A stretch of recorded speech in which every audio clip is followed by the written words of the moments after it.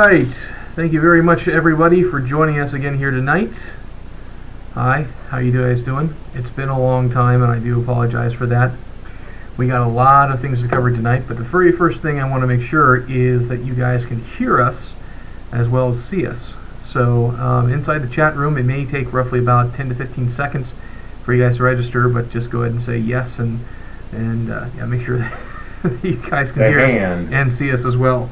So it has been, yeah, it's been a while since our last live broadcast. So yes, excellent. Thank you, Jay Lee.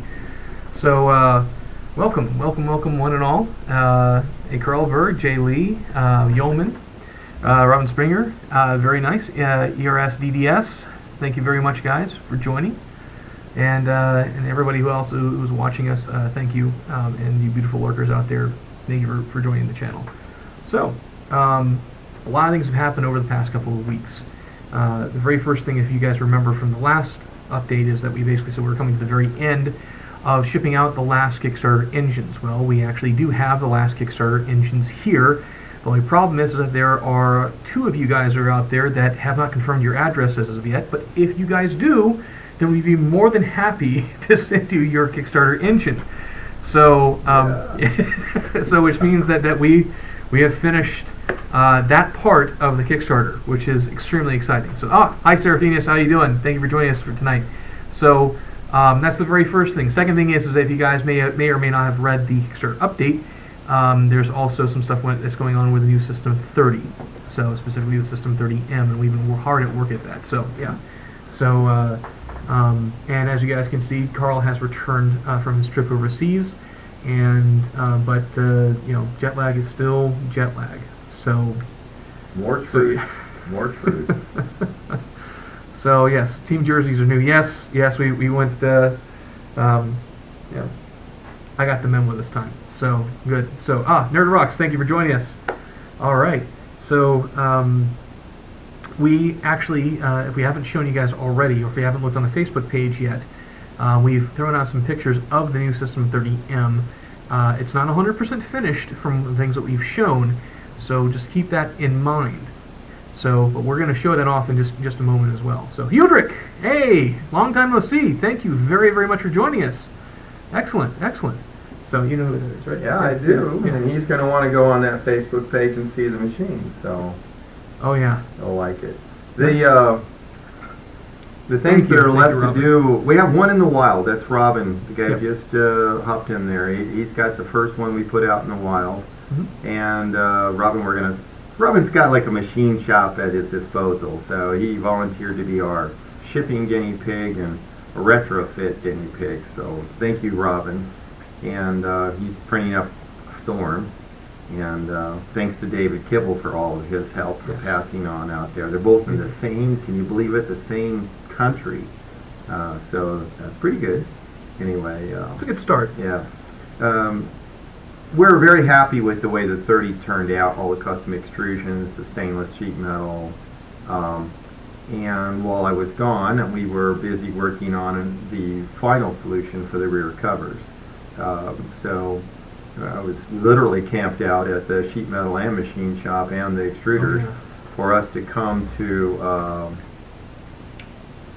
to fruition, to finality. There, as you guys know, and those of you that received your 30s from the Kickstarters and some of the universities that we've pushed units out to, you'll know that the rear has always been not so polished, and so we have gone the extra mile to allow different filter, different environmental control systems to bolt up to the rear better, and we think that we have not a good but an excellent solution to that.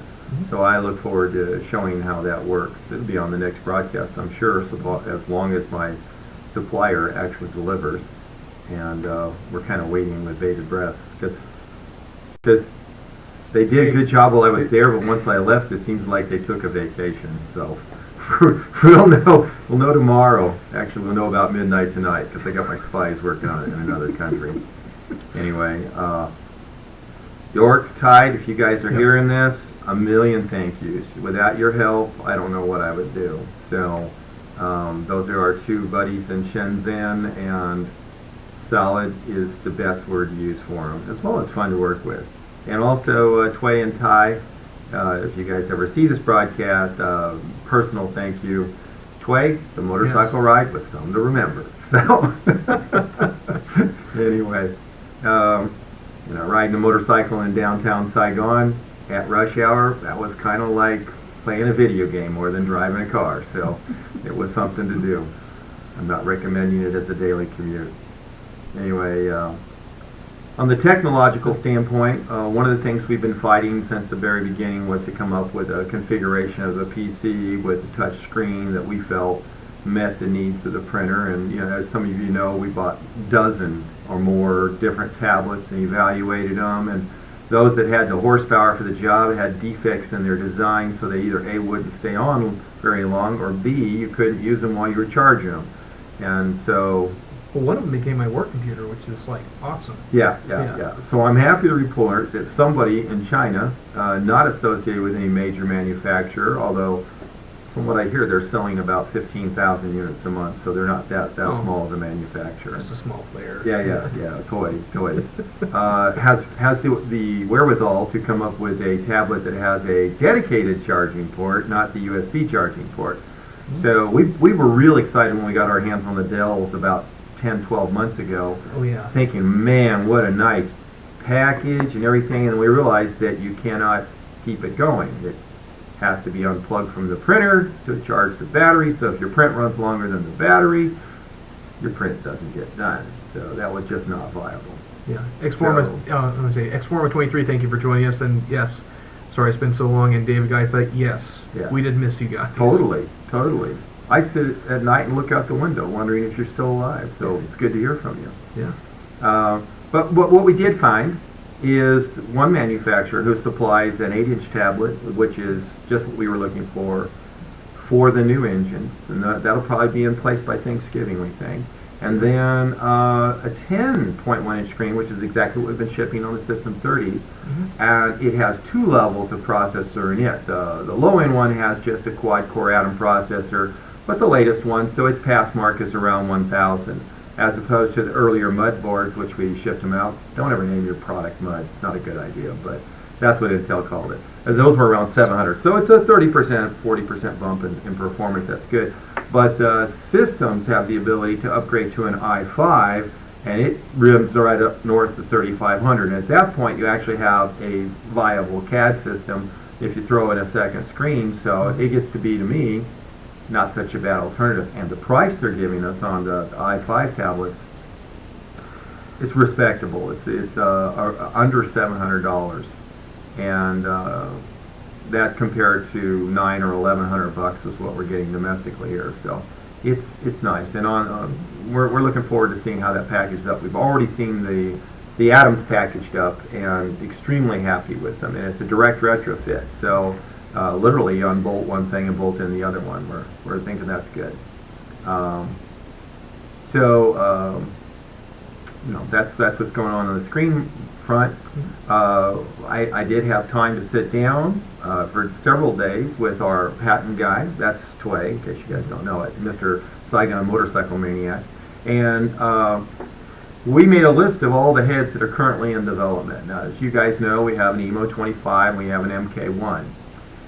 We actually have 15 different heads in development right now, of which 12 actually are functioning prototypes. Oh yeah. And so some of you guys are going to wonder, well, I wonder what's going on here. And so what we've done is we've tried to catch up with the backlog before we introduce the new heads. But you can expect sometime in the next month, now that we are finally getting the manufacturing food chain polished up, us to start releasing the heads. One of them is a high temperature head. It's not 400 degrees C certified, but it does have 350 degrees C capability. It is metallically compatible with 400 C. We only have to change the temperature transducer because I can't find an RTD that's good for 400 C. We're going to have to move to a thermocouple interface. So there you go. Another one that we have is the Volcano and a higher temperature version, smaller volume of the Volcano. We call it the Krakatoa, and it runs to 150C. And that actually has been tested with the polyurethane. Mixed results on that. So we found out that some of the higher temperature, stiffer materials are going to require a better drive. So we actually have the option of going to 100-to-1 gear ratio instead of 19-to-1. So I can basically give you, mathematically, you would think it would be 4 times the torque, but there's an efficiency thing. So, I mean, 5 times the torque. So the efficiency thing, plan on 4 times the potential torque of what our current gear reduction system can do. And it is actually 15 times the torque of the original design. So now it's at a point where it's, you know, you could start a diesel engine with the torque coming off it almost. So that's great. We're going stiffer and stiffer on those emulsifiables. We also have formed a partnership, and there's a new company that will be building lasers in China that you'll be able to buy from at what we think is a fair and reasonable price, and it will be HYREL compatible. It's called Shenzhen Laser Works, and they have a nice supply chain already in place. Of course, they'll put all the disclosures out, and there'll be a website you can purchase from, but we're supplying the circuit boards and firmware to them, so we know that it will be 100% compatible. And it is tightly coupled with our partners there, Tide in York. And we look forward to doing 500 or 1,000 units next year. Oh, yeah. So they think they can get the low power version as an adapter for the MakerBot as well. Nice. So we don't want to leave everybody out. That's just a couple of the things that are on the plate, things that I'm safe to share with you because I know that they are coming for real. And then there is some other things, and we're just going to tell you that we have a new technology which we call COD. Can't tell you any more about it, but someday you're going to find out what COD means. And the people working in the biological field and people who want to do custom stereolithography will find out what COD is. I think you'll find it's kind of neat. Well, they're going to love it. Yeah, I know they're going to love it. I think it's definitely a viable technology. Hello, Laura Davo. Thank you for joining us, and also X-Ray Charlie. Thank you very much, guys. So, yeah. So let me touch on the firmware and software for a little bit. We've had the same exact software now for almost 5 weeks, which is like, wow. I mean, that's stable as far as we're concerned. We know of 2 small bugs. So I'll tell you what the one is. If you are using the Z home up and down where you're resetting, not the home, but the Z calibrate, where you click the button, it turns yellow arrow, so you're resetting the Z. That is doing an incremental move.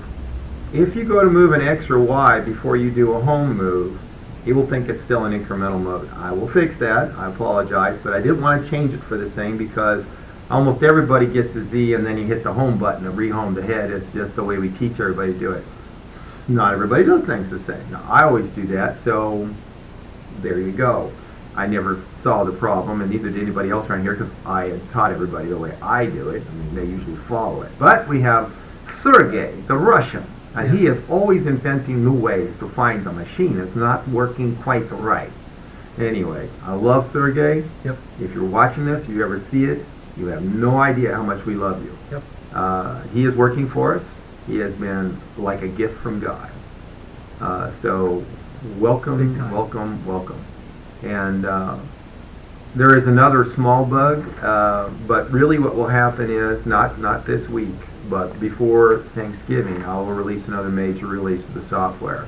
Yes, that means another round of super users helping me find where I screwed up and where we just overlooked things. But the next round will take care of those bugs and also any other known bugs that we have. And it will really bring the multiple material prints to home.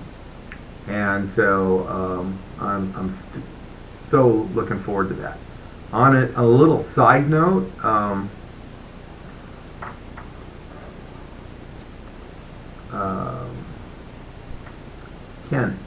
Ken up in Canada, Mr. Rosinski, has been kind enough to do a little help for us, and he has given me some Python scripts to allow us to call FreeCAD from inside of our program. So the next release, well, if you have FreeCAD installed, will call FreeCAD to open step files, object files, and several other file formats, and then save them back out automatically in an STL format and load them into your viewer. So it will allow us to then receive and automatically process and heal many different meshes.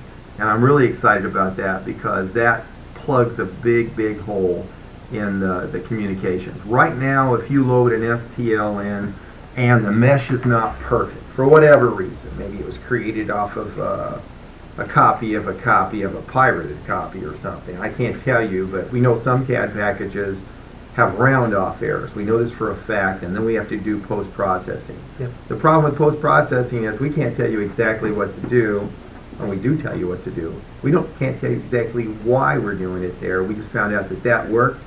It's because we don't know inside what's happening, and we think the combination of things we've been doing, removing the vertices, removing extra faces, and then doing the join close points together. Merge close vertices. Yeah, that one is doing the job of healing most meshes, although now and then I still get a mesh that I can't heal, in which case we have to take it and bring it in another file format in one of the other CAD packages and then save it again. So the way it works for us is that if FreeCAD can view it, then they can save the STL, and their parameter set that they use for their STL default export works great with the slicers we use. So it gets around all the healing, dealing, remove extra face issues, and makes it seamless and instantaneous for those of us that like the computer doing all the work. Anyway, so I'm very much looking forward to seeing how people work with that. And again, a million thank yous to Ken. He has helped me in a way that he has, Thank you, sir. well, I can barely spell Python, never mind doing the script in it. So a little thing like, I believe it is that Python doesn't like to have spaces in the file names. You have to put a %20 or something like that. And see, I work in C#. It doesn't have that limitation. Put the @ sign in front of whatever it is, and it's literal from there out. And you don't have to embed spaces anyway. But there are some other control characters that if you want them, you have to embed. So anyway, it's looking good. Trying to think what other sweet spot of stuff that's going on, but let's go and show them what the System 30M bits and pieces of it actually look like. So hold on one second, guys. There we go. So this is on our Facebook page, so you guys can actually go out there at any point in time and look at this. So we're just going to go from this guy right here. Yes, that is a drawer. You got your front panel here. It's on the opposite side this time. That is a stainless steel cover down below. Go to the next. So that's the main shot. So this was us testing it rigorously. So it's got hundreds of hours of print time on it. So there it is with the, you can see the drawer loaded up with all the goodies. So all the tools and everything else like that, when it gets shipped to you, we'll actually have, they'll all be in that particular drawer. So, and look at this, this actually, this is one of the ones we have with the bubble covers on the side. It does, we'll have to show what we've done is, some of the technology we're developing is obviously photosensitive. So we have had orange and blue bubbles vacuum formed for us. So depending on the frequencies you're trying to work inside of, you can add them to the outside, put on your own flat or plexi, and you've got a fairly nice sealed unit that will keep you from exposing accidentally the material you're trying to cross-link. And so that, oops, did I say the word cross-link? Yeah, cross-link. Anyway, we're definitely moving towards a multi-material platform of which we can do FDM and cross-linking simultaneously. And right behind that will be the FDM mixed with stereolithography. Yeah. And that one, that's going to be fun. yeah, they're all fun. They're gonna, that one is definitely going to be a game changer for some people. Oh yeah. So anyway, there you go. Okay. We got a question here from Yeoman who asks, what about integrating Cura, which is another slicer that's out there? Yes, I've looked at Cura.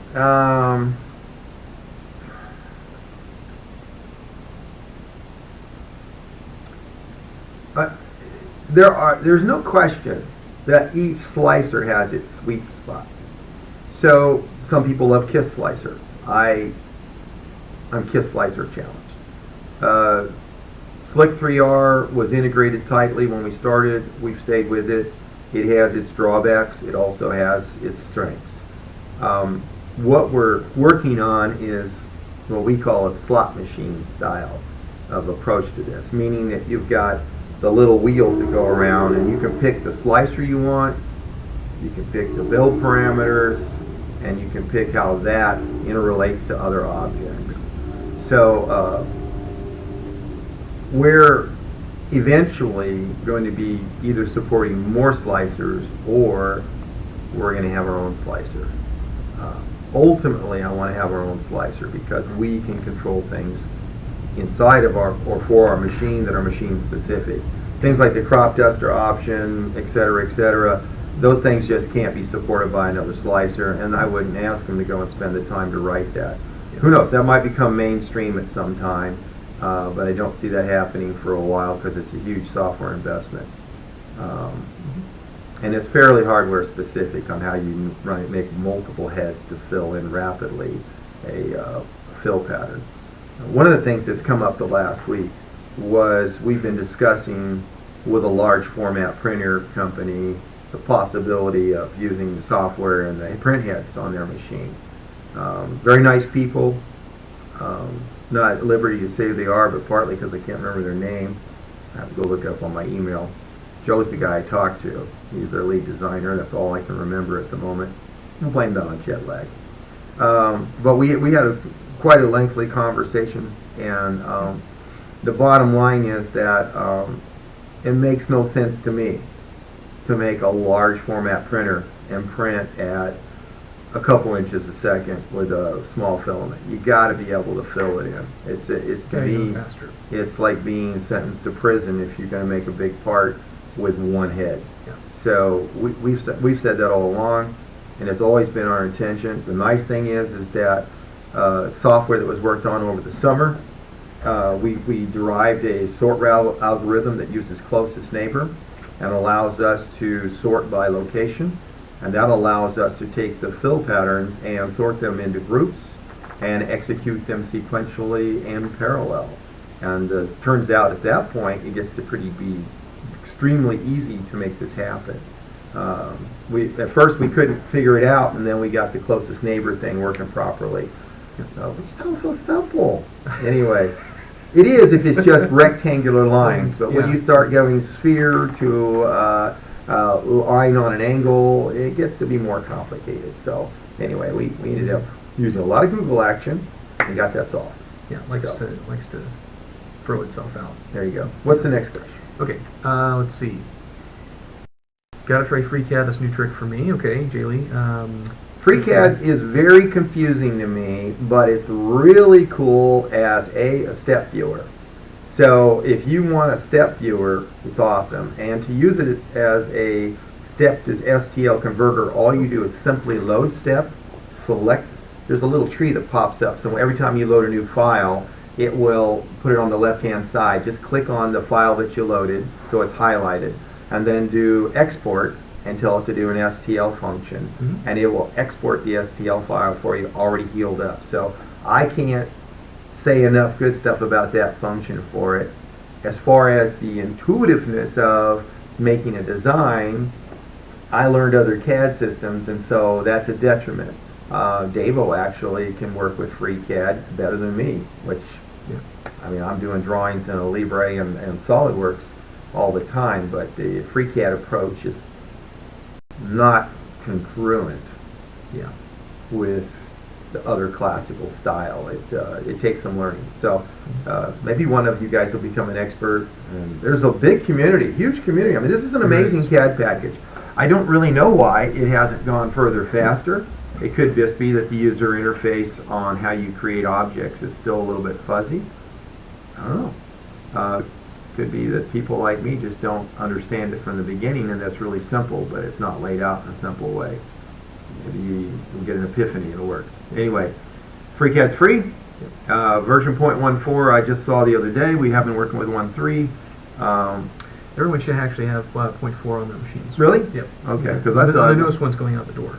I had 1.3 on my laptop this weekend, so I updated it Okay. last weekend. So recommend it highly. It's as a viewer and as an editor. The one thing you can do with it is you can slice meshes. So if you got an STL and you want to cut it in half, make 2 parts out of it, it can do that for you. So that's another thing that it's good. That's like the nicest thing. And I believe you can cut it on arcs, and you can also cut it on a line boundary. So you can define a shape like a zigzag or make a puzzle, like an interlocking puzzle, and then print those 2 parts that are larger and click them together. So that'd actually be a great thing. Oh yeah, just make sure you don't have any holes before you export your STL. So any holes in the It heals it. Yeah, FreeCAD heals it. I know FreeCAD heals it, but on some of the other Yeah, packages that are yeah. out there, if there's a cube or something like that, and there's a hole that you cut out, and it's just open, just beware. So it's not going to slice up pretty. I found that out the hard way. So Rick 0MD, thank you for joining us. Also Powers USA, thank you, and Budo 7, thank you guys for joining us here tonight. Let's see. Okay, so next question comes from Jay Lee. We're going to go back to this guy right here. He says that the back looks cleaner, and do I see no hole? Actually, that was, wait till the next broadcast. We're actually going to bring it up and do a full spin so you can see how we implemented the back. The back is actually much cleaner, but what you're being deceived by this picture. Yep. Not on purpose. No, definitely not on purpose. But we wanted to get a photo shot so that some people could see what it was. And we were undetermined. We actually tried to have rear bubble covers made for the back. And the vacuum former has failed miserably on every try. So we've gone to another route. And it also is one that makes it in preparation for the next generation, and which is the larger format inside the same envelope. And that's enough. I guess you won't let me tell you anymore. But you guys will get a shot at it. And the nice thing is everything's fully upgradable. So those of you that were backers or early adopters, and you're going like, "Whoa, that's what I want for Christmas," contact us, Skype in with us, because we have a really innovative is a good word, but and exclusive and community-minded solution that will allow there to be almost no financial impact on anybody that desires to move to the next generation. I will caution you, don't jump on it until you see what I'm working on. Yep. Wait about 4 more weeks, then it might be more interesting. Because I would feel bad if what we've done is we've taken everything we learned and just made a really solid frame. Major key components are the custom extrusion allows us to hide the cable work better. Yep. Embedded lighting is vastly superior, so we're enjoying the heck out of that. We do it M3, M4, and M5 embedded nut capability, so now you can lock down small, medium, and heavy objects into the frame on 2 of the surfaces that point inside. Yep. We went to a regular full-size ATX power supply, which means off-the-shelf support and up to 1200 watts is pretty much online available without much financial pain. We're testing a 650 and a 700 watt standard power supply. Right now, either one will do the job. I'm kind of leaning towards the 700 just because we know we can get a solid long-term supply of them. Obviously, it's got a beautiful stainless steel front, which we like. The drawer, which sounds trivial, but once you start having it, you're never going to want it back, because that's where you keep everything you can't normally find. And I even put my tools on it when I'm working on the machine, so at least no one can walk off with my tools. So you guys can see right back here, that's an M5 that you have bolted in there. That is an M5. Yep. So big chunk of aluminum right there. yeah, I mean, it's solid, and the frame is really solid. We went to a tongue and groove joint on the tops, and when it locks in, it is solid. Park your Cadillac on it solid. Yeah. And we had to do that for what we have planned next. So when you see it, you'll understand why. Yep.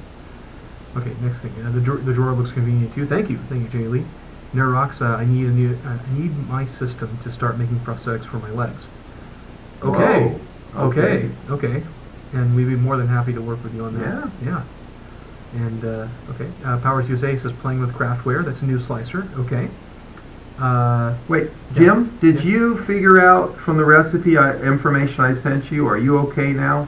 Because we've never hooked up, and I apologize for that. I had Davo also posted onto the website, so hopefully you understood from the three things. The new 1.85 software actually got simpler to implement once you understood what you're supposed to do.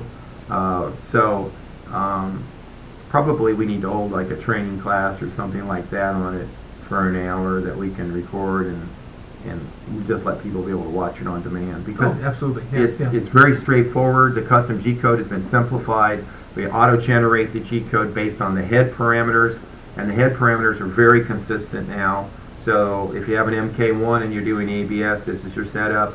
If you're doing an EMO 25, blah, blah, blah, this is your setup. And once you get it right, you just flash it, and it doesn't change unless you're changing your materials in a drastic way. Yep. And anything that is auto-generated can be overridden simply by placing some alternative initialization code at the beginning of your program. So you have the best of both worlds. You can be Dumb and Dumber and just say slice and print, or you can say I am master of the universe, watch me whip up this printer and have it print sideways. Which brings up a good point. You have the photo of the M6. I might. Hold on 1 second. So while that's while I'm trying to find it, give me just 1 second. Oh well, I can show that. I can show this. So yeah. So that's the. This is taken in South America from satellite, and those are the crops. No, that's the. Oh, is this the foam that we cut? It's the Nazca lines. So yeah, this is the foam we cut, guys. So and yes, that is the laser working that you can see right there, cutting out the foam. So let me go back up here. Nerd Rocks about making prosthetics for Naval. I think he's going to be doing it for himself. If I'm Yeah, not of course. let's see. Jay Lee says any link to the Shenzhen Laser Company where we can order the HYREL compatible lasers, or will that be later? Will be before Christmas. You can order them before Christmas. Mm-hmm. They're have placed the initial orders for all the parts, and I'm going to go back in about 2 weeks and walk through the first production run with them. I've left them with a printer for testing. They're all ready to go. Small group of guys, but extremely reliable, extremely competent, and extremely trustworthy. So, and they're backed by a larger organization. They have literally hundreds of people to support them if they need it, but I don't see that happening. No. So, wow, looks like you guys have been doing all kinds of stuff. Yeah, so that everybody knows, these shapes are the ones that Lord Davo out there has created as test prints, and as you guys can see right here, the stuff that's the blue is actually ABS. Mm-hmm. The stuff that's the beige in the back and also the green is Sculpey. So if you guys have ever used Sculpey before, or Sculpey 3, it's a simple type of clay. It's almost like a plasticine, but you can actually, it's got plasticizers inside of it, so you can actually throw it inside your oven, and after you're done printing, and any basically household oven, I think at the 350 degrees C, and then after about, I think, 20 minutes, I think, 10 to 20 minutes, it's hardened. And then you can take it out, and you get yourself a hardened piece. So, yeah. So I don't think we have it on this guy. So I'm just going to go back here, just right now. So let's see. I'm about 10 minutes behind on this, but C sharp. Oh, thank you, Rick. Let's see. X-Ray Charlie asks, other than cosmetics, are there any differences that would be beneficial to upgrade, such as the cost of the upgrade? And I think you answered all those. I did, but let me be bold at this moment, okay? It's something that I might get kicked down the stairs for in a few moments. You know, it's tough for us because we're kind of like craftsmen and we're trying to be running a business. So no ship equals no company. So you got to draw a line in the stand and say, okay, this is the model that goes. And we've been doing that. And we've been building batches of 25 or 50, and the current run is 88 printers. It's a batch of 22 and 66, of which about 5 of them have fallen out in shipment. Shipment's beating the hell out of our raw materials coming in. It really is. Well, we're shipping extrusions. They're putting them in heavy boxes. People are throwing them. It's not big enough for a forklift. It's going on a plane. Now, needless to say, we're making a lot of progress. Obviously, stuff is shipping out the door these days. But it's tuning up. That said, when we get something stable, I also realize that sometimes there's something that we're looking at, we're going like, man, this should be, just this is going to make a huge difference. So we have a supply chain to deal with as well. So some of the technology things that we use, such as our beautiful capacitive punch overlay, the 10.1 inch one, we bought the world supply. There's no more to be had. I found two on eBay at $250 a piece. I can't justify that. No. So we have been looking mercilessly, tirelessly, relentlessly for an alternative for it. And one of my goals for this last trip was to go and visit 2 of the capacitive touch overlay manufacturers. We have a pressure sensitive resistive panel that's functional but not beautiful. And we didn't want to go backwards in aesthetics, even if it, we have to keep the functionality there, so if need be, that's what we do. When we found these newer, just released tablets, one of them's just 3 weeks into production, so excited to get my hands on it and to take it apart. That was even more fun. So when I saw how it was, I realized that we have so ease of mounting situation going on. It's so easy for us to adapt this into the machine that it made a lot of sense. Okay, now that I said all of that, obviously it's a technology marketplace, meaning it's a treadmill, meaning it's constant improvement. What do we do about all you guys that were so awesome to back us, be patient for like almost 2 years now, and we can't turn our back on you. We can't say, ha ha, stupid idiot, you helped us out, it's too bad for you. That's not the way we operate. That's not part of our core, not what we believe in. So here's the plan. We get calls from schools all the time. Yep. High schools, robotics teams, we have Maker limited spaces. funding, et cetera, et cetera. We're a 501(c) corporation. Yeah. This year we can't use the write-off. This year, poor is a good word to use, but reality is we've been committed. We have made a lot of money this year from both of our businesses. Every penny has gone into servicing and making this better and better and better, and getting better and better people on staff. And those of you that call Lord Davo know that we try very hard to take care of you. I try hard, Hutch tries hard. It's one of the hardest core values we've got is to communicate with the people and to try and give you service, especially once you have a machine in your hand.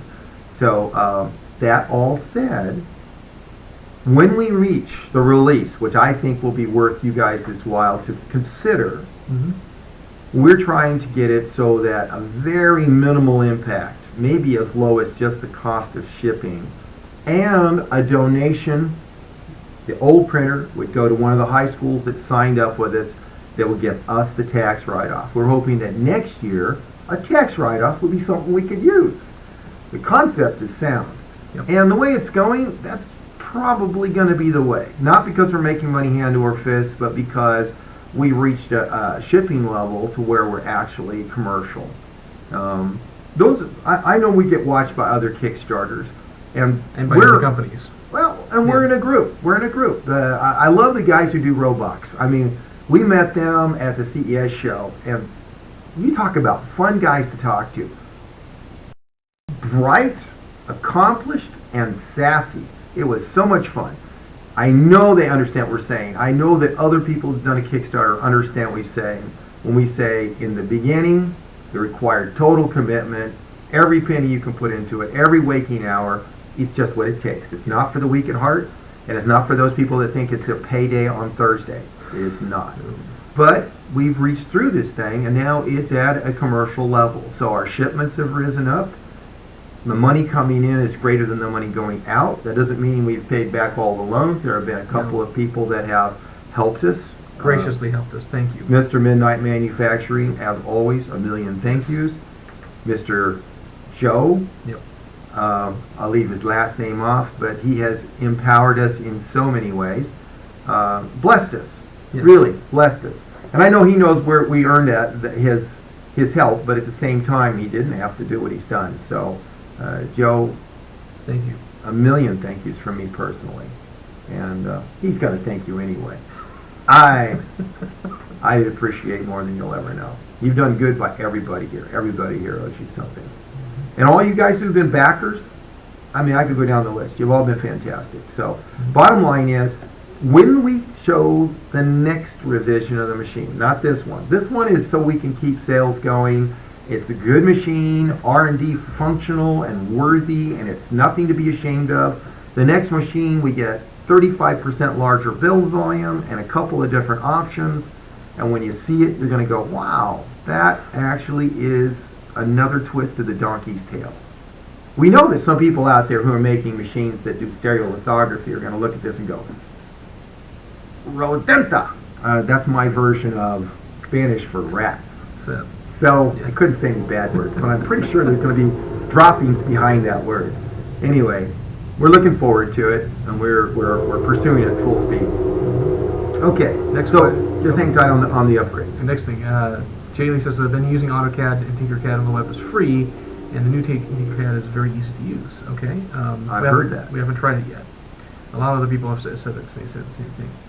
Nerdwalks, any prints on the new systems? Yes. And whenever we get the new systems and one of the ones that went out the door is in the print room, you can actually get onto our drop can. If you drop us a line, we'll send you the link, and you'll be able to see on drop can everything that we're printing inside of our printing/testing room. That's HYREL3D@gmail.com. Let's see. Dave Gaipa, I thought my solution to the back of the System 30 was creative. Yes, it was, and it worked. Shrink wrap? Hey, it worked. Look, no. I got nothing against Gorilla Tape. I think it's awesome. Let's see. X1 says, the last I heard, you were working on the first 3 System 30Ms in the update.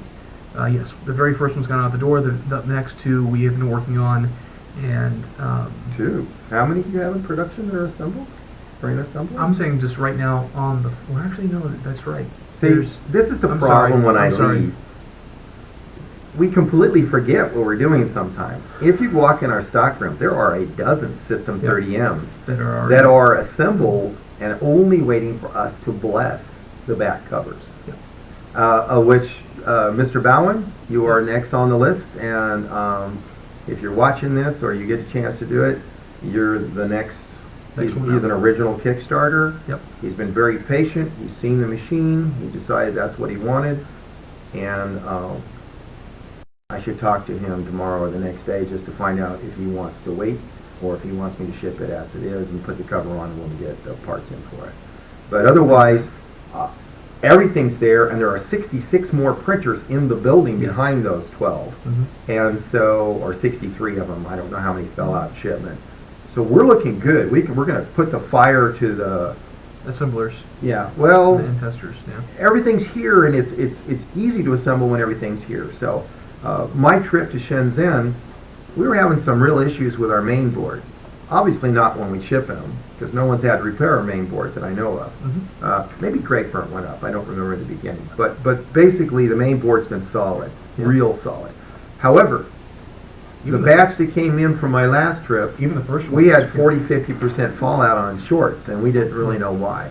So this time I went back, we made another 150 sets, and on these 150 sets, I had them check for shorts on the production line. And I'm happy to report what we're getting has 0 shorts on it. So it was a simple thing to do. I had to buy a current limited power supply and set up a little test fixture for them, and it worked much better. And it means zero time from us. The boards come out of the box, go right in the machine. That's awesome. So, anyway. The other thing is we also were running low on print heads. For some reason, we're selling a lot of print heads. I didn't know. So the printhead electronics, the hotbed controllers, we've actually gone through 400 of them. And so I made another 500, and I've only tested 200, but 199 out of 200 worked. So I'm not unhappy with that. That assembly went well too. That doesn't affect anybody unless we can't get the parts. That really affects you guys. So it's nice to know that our assembly house has once again come through for us. They gave us stellar delivery and stellar quality, so I was very happy with that. Excellent. Robin Springer says, love the drawer. So, thank you. Yes. Jaylee says, yeah, I have a bunch of tools laying on the floor of the System 30. It's stainless now in the pick. Where it's stainless now in the pick. Yes.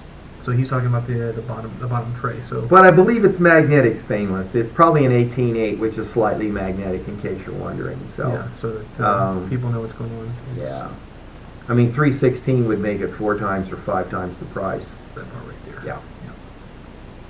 Yeah. Well, you know, one trick is you guys who are using Allen wrenches or wire cutters or things like that are magnetic, these little magnets with a hole in them, it turns out you can just put those inside the 30M thing and they just hang right there. It's kind of a cool trick. So, you know, it's a possibility for getting those. It's a very cool trick. Common use tools. Just put them right there and don't even bother stick them in a drawer. Just click to the magnet on the side. Yeoman says, did you change bed trimming? From the exact original ones to the ones we have right now, yes. For anyone who's watching, who actually has one of the first original ones, we had the trimming so that you would actually have to come in from the bottom in order to trim the in the old bed. days. In the old days, the one that we have now uses a Phillips head screwdriver, standard Phillips head screwdriver, number 1 or number 2, that you can actually just go from the top, and while you're trimming. So as long as the bed is not covering over those screws, it's very simple to trim your machine. I think he has that. Mm-hmm. Yeah. Yeah. So. And if anyone has an early bed, it's easy to update it. We just swap out a couple components on the bed and reassemble it. There's no machine done on the actual printer itself. Mm-hmm. It takes like 10 minutes to upgrade it. So to answer your earlier question to Jim, he says yes, all set when it comes to making these. I got that, yeah. Okay. A. Carlberg says price for the upgrade from the 30 to the 30M. Well, Carl, if you have not already received your machine, then you're getting a 30. Then you're getting a 30. We're not shipping any more 30s. The last 30s went out the door about 3 weeks ago. That's right. So there's no change in price for anybody out there. The new list price went up, but we haven't changed it for anybody that's got an existing order. All right. Rich MD says, I tried that I'm king of the world mindset with my mill yesterday. By the time I turned around, I realized I forgot to set the 0000 and had met the table very, very hard. Yeah, tool crashes are, well, Who was that? he kicks my butt every single time I have a tool crash, because usually, whose fault is it? Me. Who wrote Rich that? Rich 0MD. I don't know where he is. Where is he? Well, Rich, you can you can put in Where are the you, chat Rich? where you are, but if you don't want to out yourself, you can send us an Just email tell me the state. at HYREL3D@gmail.com, and we'll look it up. Anyway, you have my sympathy. So I have you'll a out yourself. few cut marks on my vise as well, so I can understand. So, Cool. oh, okay, yeah. He's up in South Dakota, North Dakota. Oh, okay, Yeah. okay. Yeah. Sure. Minnesota. That's right. Minnesota. Very, very, very smart gentleman. So, Lord Davo, thank you. It's 275 degrees Fahrenheit, not 350 degrees Celsius for the Sculpey. Thank you for that. 15 minutes, and then per a quarter inch of thickness. So thank you, Lord Davo. ERS DDS. Going forward, I want to do photocure for dental applications. Do I need a System 30 instead of an engine? That's a great question. For me, I would go with a System 30. If I may be so bold. Yeah. It depends on the wavelength, but the reason why we've got these colored, you know what? You want to go down and grab one? Well, go grab Okay. one, and I'll explain it to them while you're there. So here's the thing. When you start dealing with photosensitive materials, they are triggered by specific wavelengths. And so usually like the Form 1 Labs or the B9 Creator, they're using ultraviolet light. Ultraviolet light, basically the more purple the violet, the more energy the photon has. So most of your cross-linking will happen in that wavelength.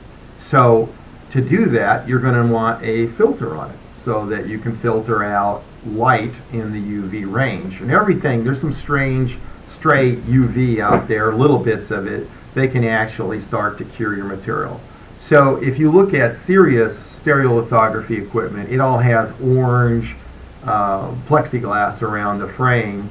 And so we went ahead and already have 10 of the bubbles made out of orange because we're working with a lot of universities that are using this cross-linking at the ultraviolet range. We also now, this is one of the things that came out of my trip, have a reasonably priced, steady supply of 280, 310, 320, 365, and 405 nanometer.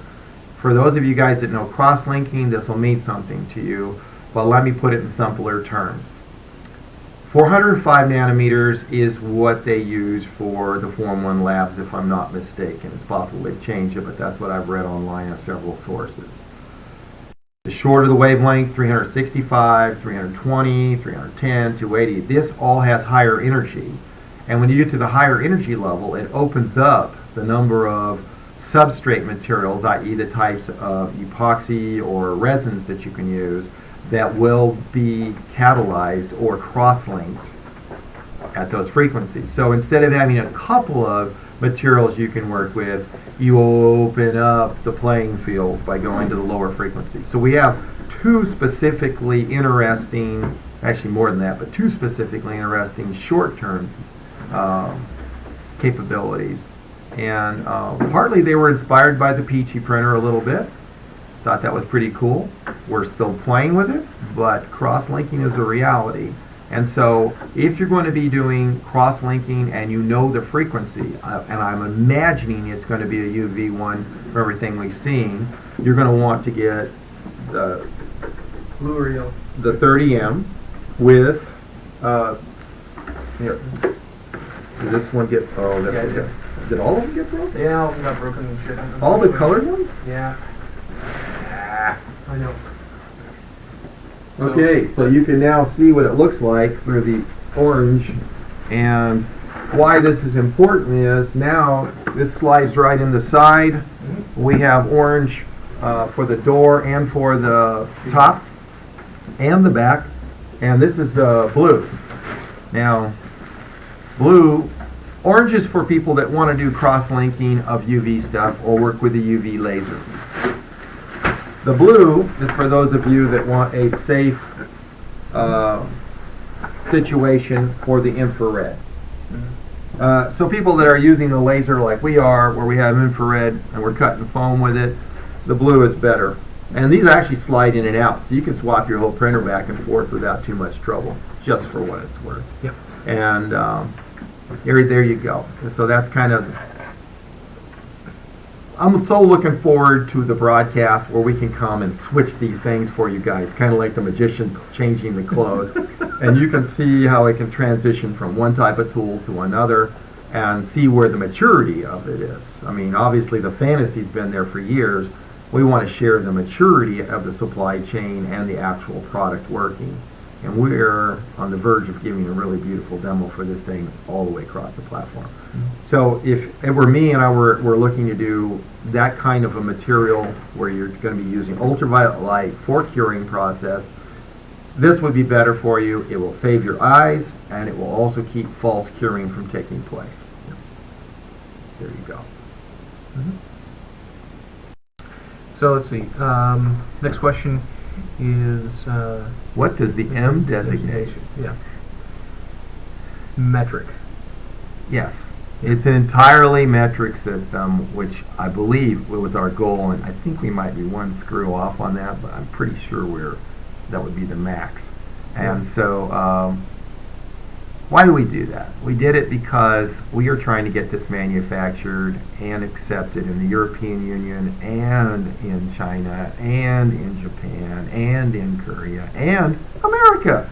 And so America's like fallen off the map in manufacturing, and one of the reasons for it is that we're still on the, let's see, 4 kernels of barley equals an inch, and 12 inches equals a foot, and 3 feet equals a yard. You can start to see where engineers start to get ADD just figuring out how big stuff really is. And if you're a machinist, then you got to do a 3/16 cutter and take half of that radius to get 0.1875, and then you got to do a G2 code. It's no damn fun. Even with a calculator, you're scratching your head. So I'm just saying, the metric system is a big advantage. Yep. It reduces errors just because of the simplicity of the math, and it is much more readily available, and it's lower cost because the majority of the manufacturing in the world of things, of small items, screws, bearings, hinges, other types of things, it's done overseas where metric is the standard, which means it's a lower cost because it's more mainstream. We were able to save way north of $100 for each printer by making it metric.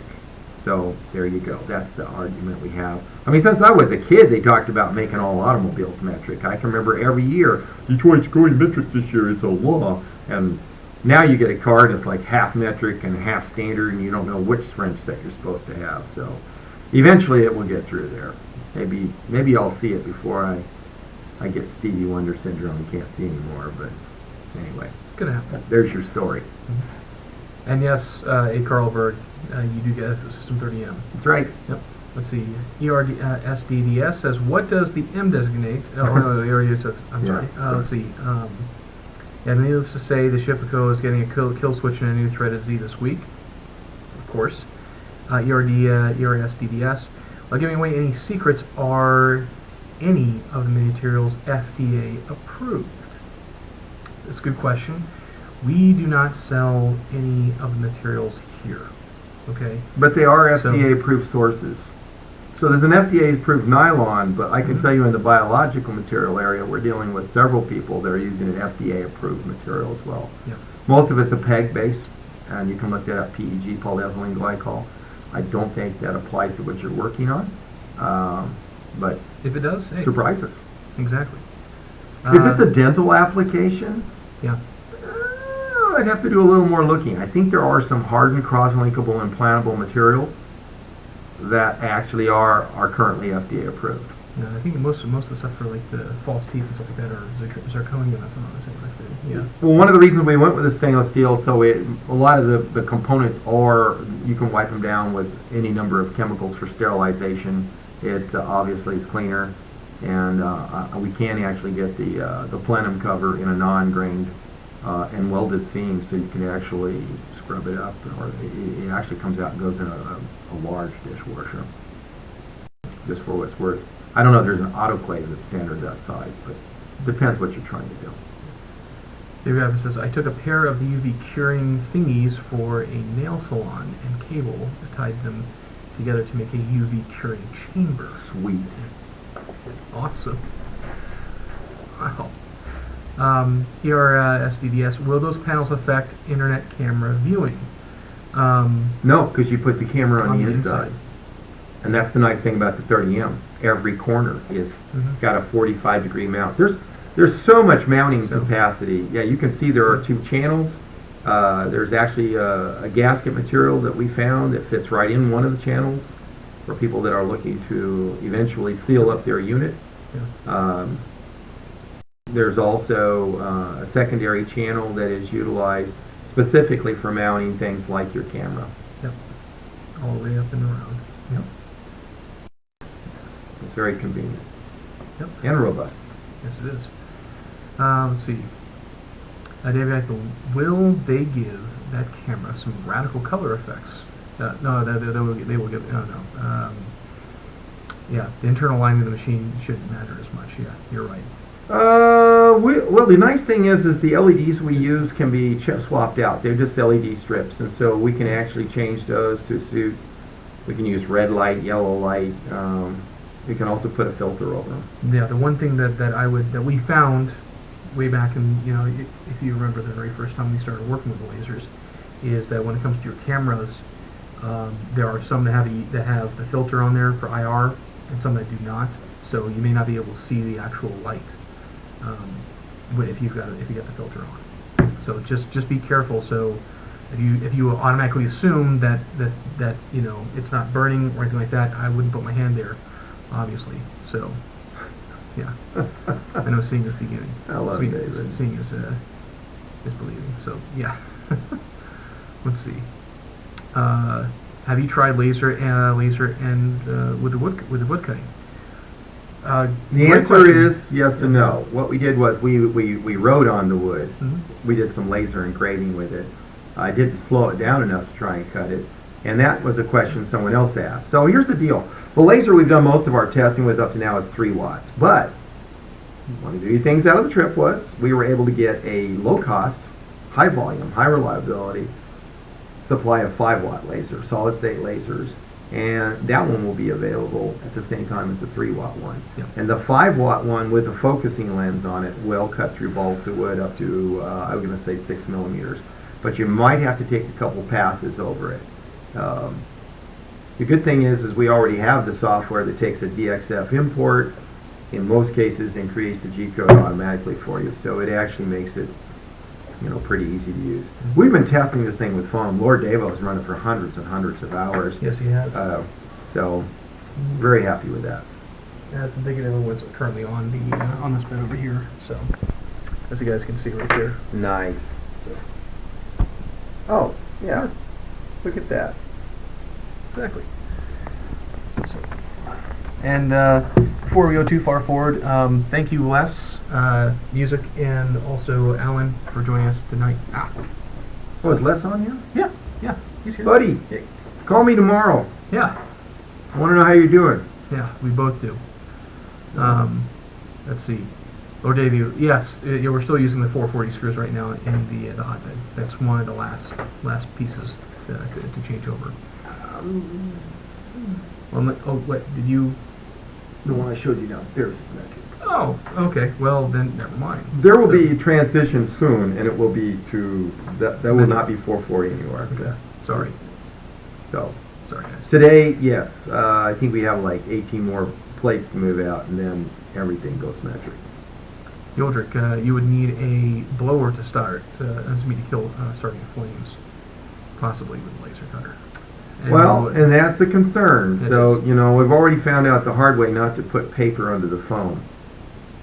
It does start a fire. Yeah. So, there'll be, I'm sure, lots of stuff, and that's one of the reasons why we were interested to partner with the guys in China, because they can deliver it at a price point that we wanted for you guys, and also they can give you a nice disclaimer liability thing. You can decide if you want to burn your house down or not. But we definitely, I know for some of you guys it can be lots of fun.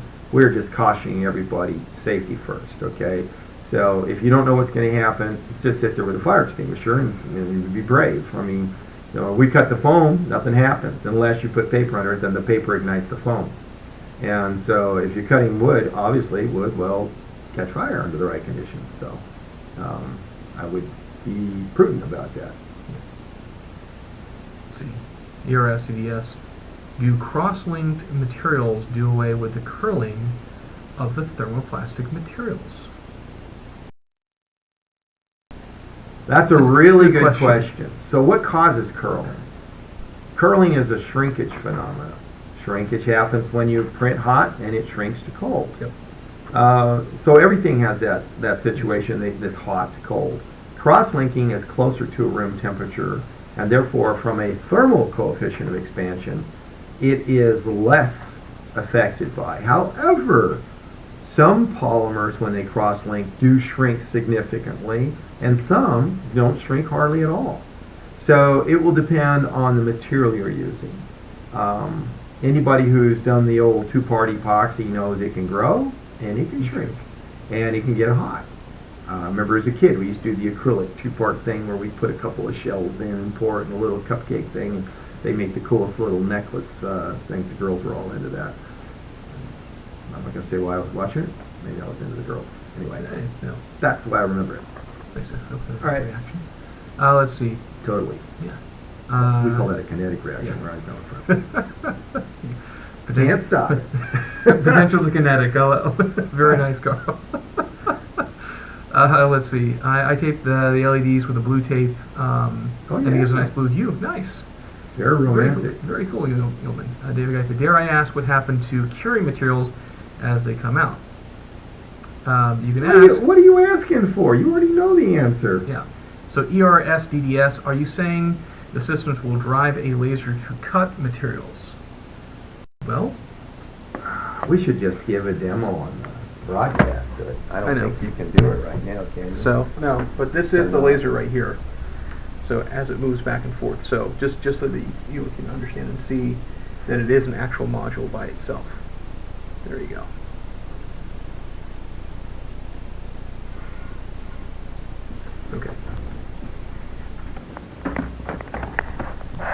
You know, I'm not sure what level it would need to be, but I'm pretty sure if you put some dry ice inside of there and kept the doors shut, you probably would lower the oxygen enough that you wouldn't have any real problem with flame.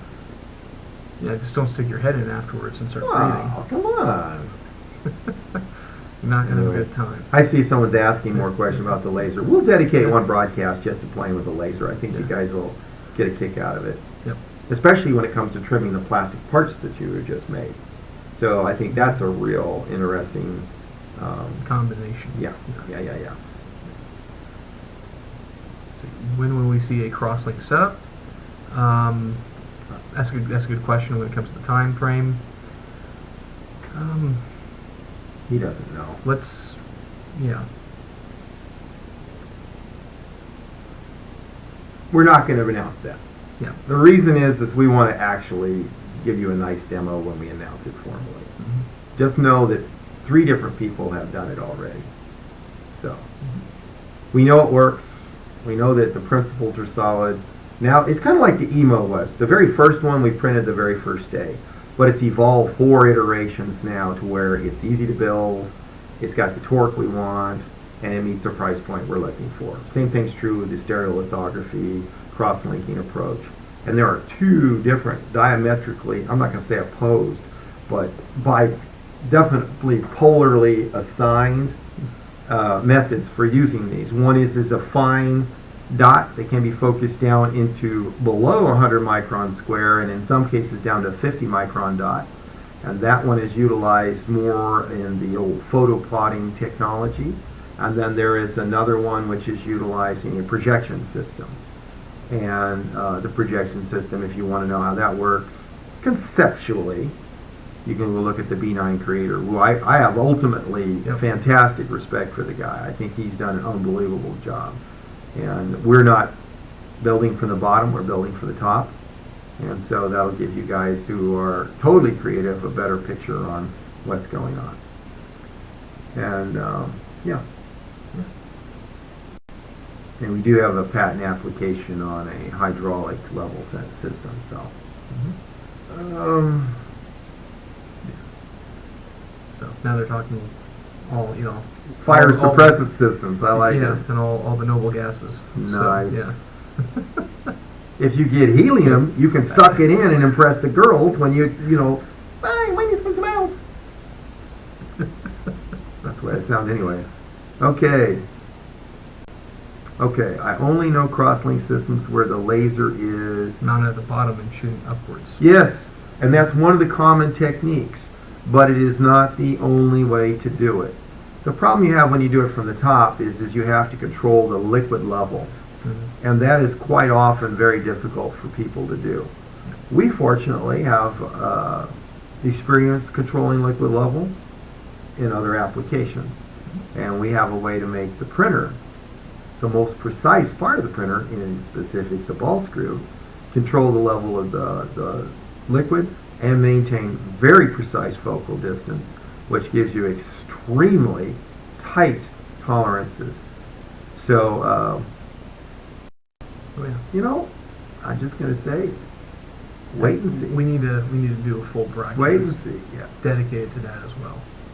When you see that, and then you see how the 30M interacts with that, you're going to understand better what we've been cooking on. But at the moment, just leave it alone. It'll be a fun thing. You will enjoy it. It'll be pre-Christmas demonstration for sure. Then everybody will know what's going on. Mm-hmm. Let's see.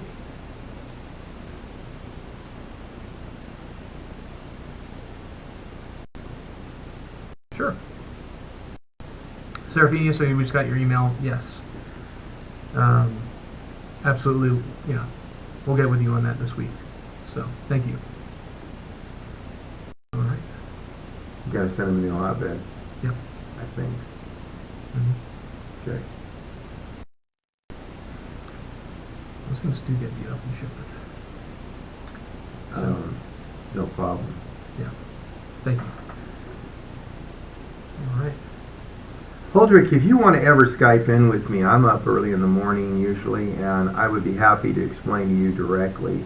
What's going on? Yeah. we get burned every time we show too much too early. So we're trying to avoid that at this moment. At the same time, we're just sharing to you guys what's been working on, and way more deep in the background than what we're bringing and sharing at the moment.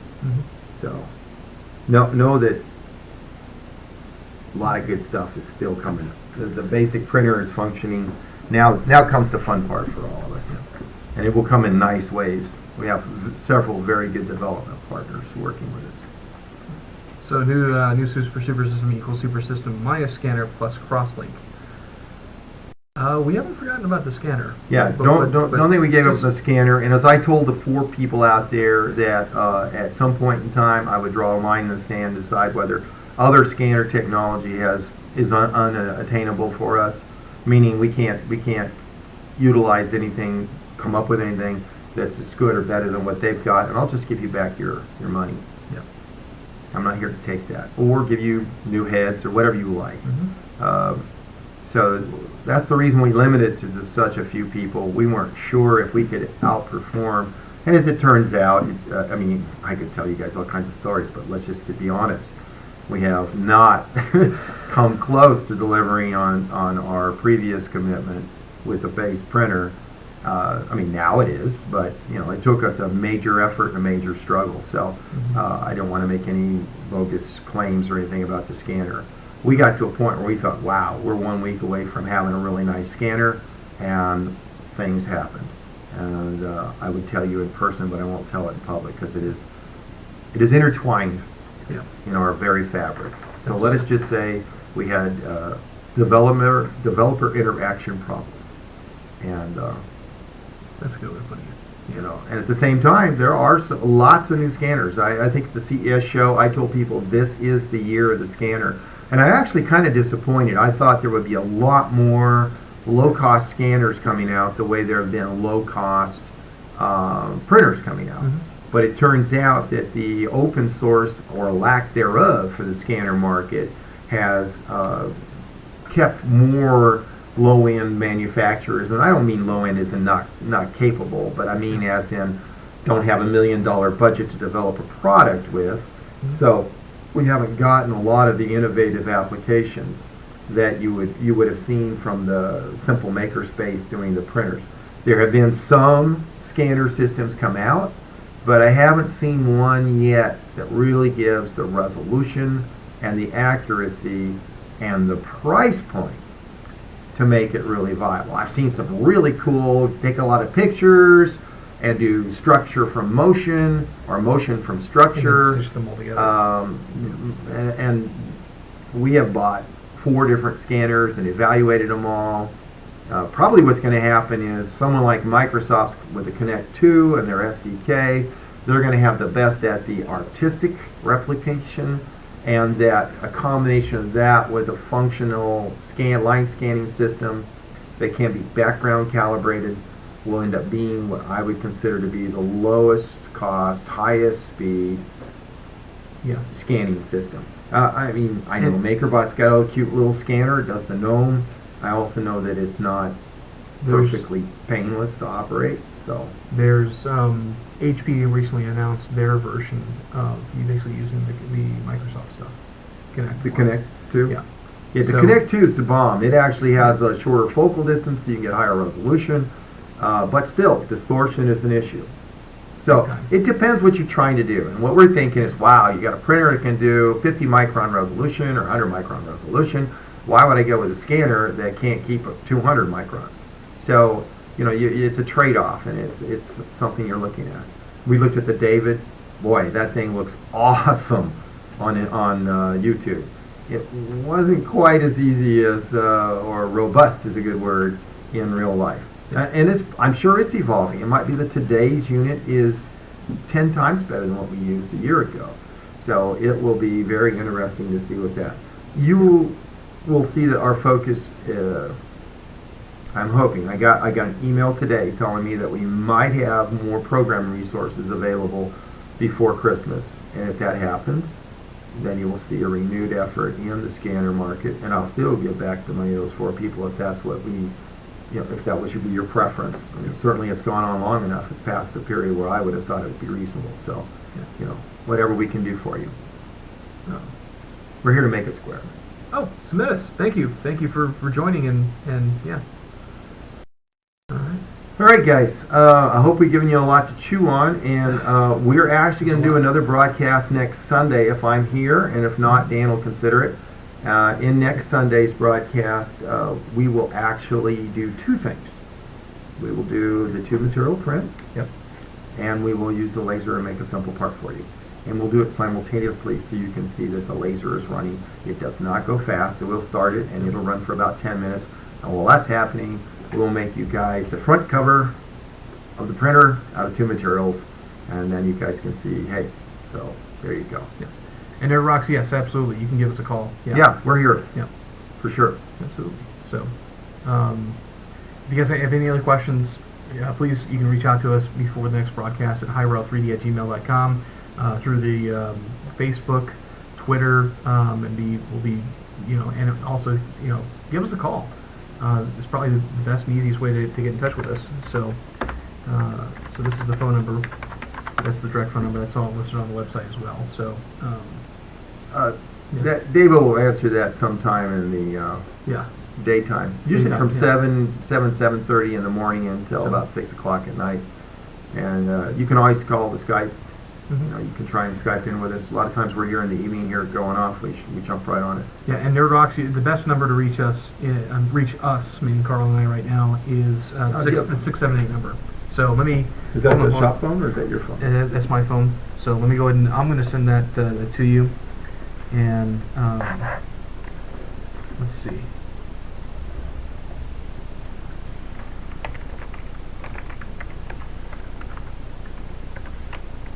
Check and see if I got any battery. Sure.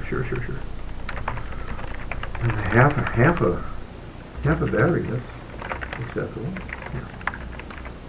So there you go. So I just sent you my personal phone number. So there you go. All right. And yeah. So yeah. I think tonight was a great broadcast. So. But yeah, reach out to us, guys, if you have any questions, and we're here. We're working. In case I forgot, Greg, yes. I haven't talked to you in almost a month. I knew you went off to New York, but give me a call. I'd love to talk to you. Just catch up on stuff. If I don't hear from you, I'm calling you. So get that goes. Anyway, blessings on all you guys. A million thanks for tuning in with us. Thanks for staying with us. Thanks for probing us, and great questions. And we appreciate everybody being involved in this. So have a wonderful week, and thanks again. All right. Thanks, guys. All right. Good night.